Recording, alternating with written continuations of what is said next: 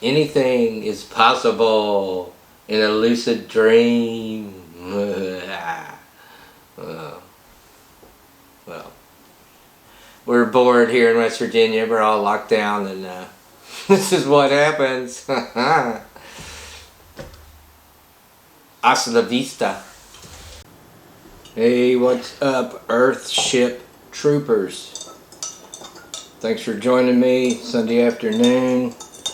I'm going to do a fun little video about lucid dreaming. Guess you already figured that, but just some quick stuff right fast. God, delicious hot tea. Anyway, these are just ideas. Now this is something I've done. This thing, I have to say, I have lucid dreams, and I'm going to talk about it in a little bit. They are therapeutical. Well, let's start at the beginning. So what is a lucid dream?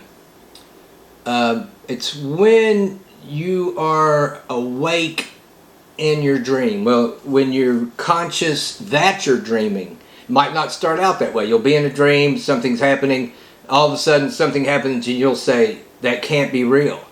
Well, you're going to either wake up or you can stay in the dream.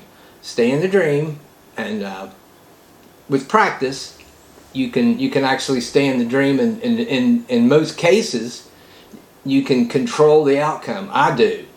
You know, a lot of people say they can be anyone they want to be, you know, that they can just switch from one kind of person to, you know, to someone else, or, you know, someone they've always wanted to be, like a hero or whatever.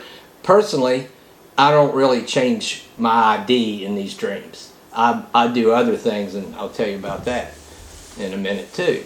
They say it can reduce stress and anxiety. Yeah, it pretty much does. It's a type of therapy, and I'll talk more about that here in a minute too. Okay, when does it happen? Again, it's a matter of consciousness. You have to get into a brain state, alpha, theta, that you actually experience rapid eye movement sleep cycles. During those sleep cycles, those rapid eye movement sleep cycles, the hertz that the frequency your brain is operating at will give you the experience. Will give you the experience of being able to control your dream. Okay, so here's some notes that I took off the internet. Only 55% of people experience a lucid dream in their lifetime. So only half of us statistically are going to be able to do this. Only 23% have them at least once a month. Well, I don't have them that often now, but I was at one point having them that often. I can tell you a little bit about my experience on it. When I learned how to wake up in a dream, it's like I said before, it's something for me personally. When I knew that it wasn't physically possible with known science, then it started telling me that I was in a dream, which really is unusual, I guess, but that's how it happened for me. You talk about what you can do. Well, the first thing that I did was I was flying, and I can't explain to you how real it is when you know that you're going to fly, and you more or less take a little run and jump up in the air. Just like Superman or Underdog or any of the 100 superheroes you knew.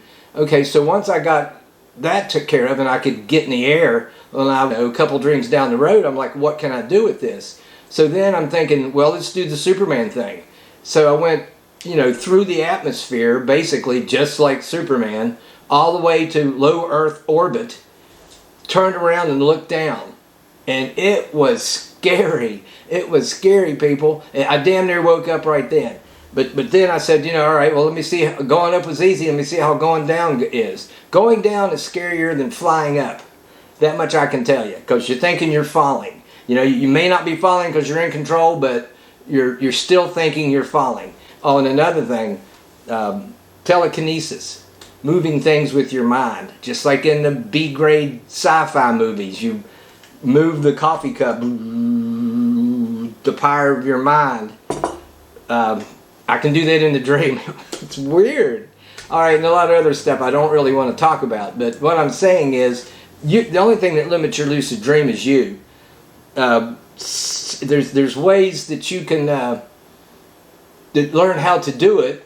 Of course, make sure you get more sleep so you get a bigger REM sleep cycle, and eat right. Don't get toxic with your food, coffee, alcohol, basically anything that keeps you from getting in a deep sleep, which is what you're going to need for this.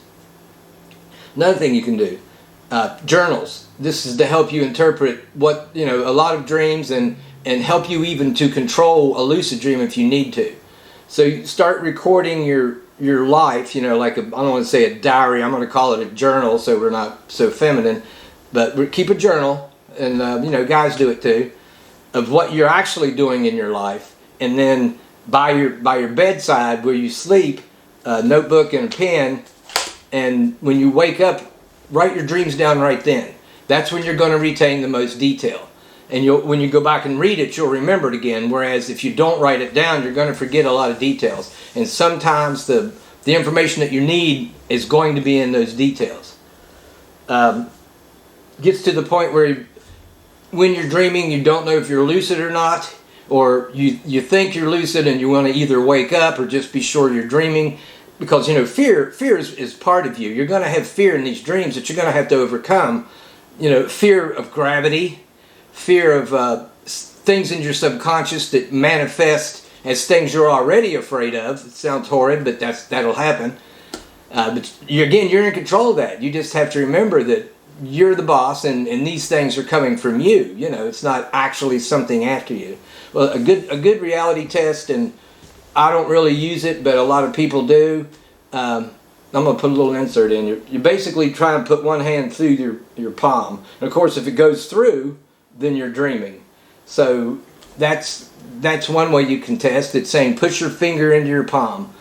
Let's see. In a dream, mirrors, reflections are always distorted, almost like in a fun house. So if you can remember that as you're dreaming, let's see. It says you can pinch your nose together, but you're still breathing, because I had no problem breathing when I was in low Earth orbit. Didn't even think about breathing. I knew I was dreaming. It was like the Matrix. I'm telling you, this is weird stuff. Let's see.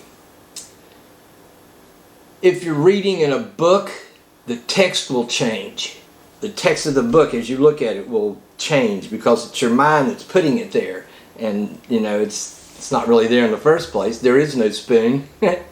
And another thing, this is odd, but I wanted to include it for you people that have tattoos. Your tattoos will not look the same in your dream. I don't understand what that's about, but that's something that people have noticed about it. All right, well, if you're really curious about it, basically the best time to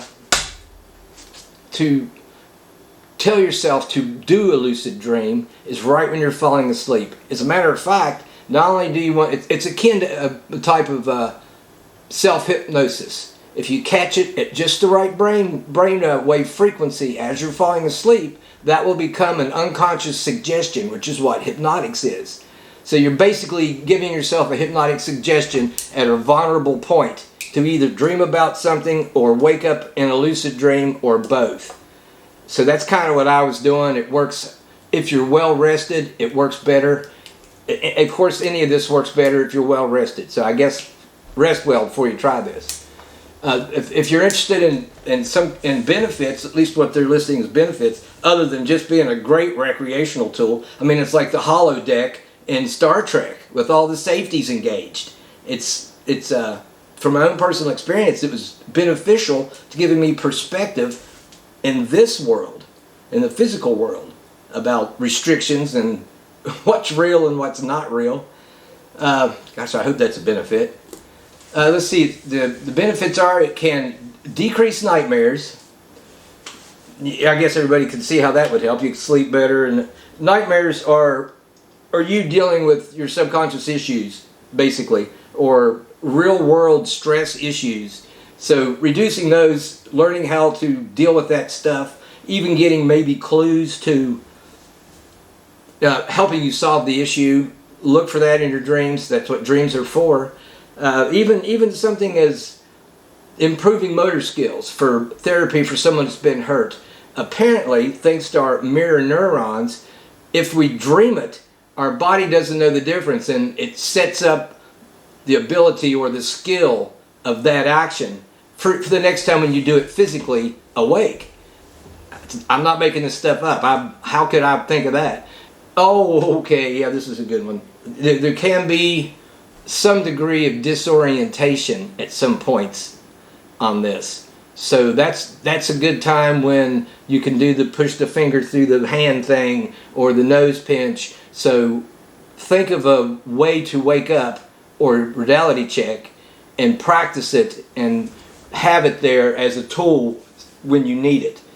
Kind of what I'm saying, because it's not that you're in danger, it's just uncomfortable to feel disoriented like that. So you want to stay centered and know where you're really at, if you know what I'm saying. Let's see. Another technique they'll use is for you to sleep a few hours, wake up, distract yourself with a boring book that you slowly are going to go back to sleep, something that winds you back down, and you can jumpstart into those theta waves, that rapid eye movement sleep quicker as far as going deep again. So, your sleep comes in cycles, so you're basically jumping past one cycle and then another suggestion phase right when you go to sleep from the dull book session can help you fine-tune if you're lucid dreaming and what you're lucid dreaming about initially. To wake up, call out for help. That can wake you up. Even fear itself can wake you up. It has me before.